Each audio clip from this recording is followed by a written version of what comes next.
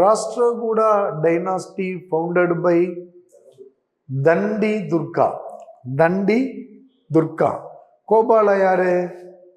Founder of Pala. அதுலயே இருக்கு பாருங்க, பாலா டைனாஸ்டி.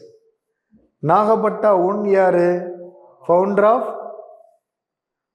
ஆஃப் கூர்ஜர பிரதிகாராஸ். நாகான் இருந்தவொன்னா நாகா டைனாஸ்டி கூடாது. ராம்குமார் பிரதிகாராஸ். பிரதிகாரர்கள்.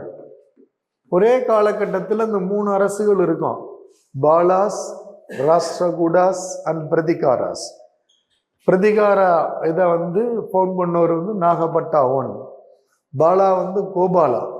இந்திய அரசியலில் பார்த்தீங்கன்னா இந்த அரசு வரலாற்றில் மக்களால் தேர்வு செய்யப்பட்ட அரசர் அவர். யாரு?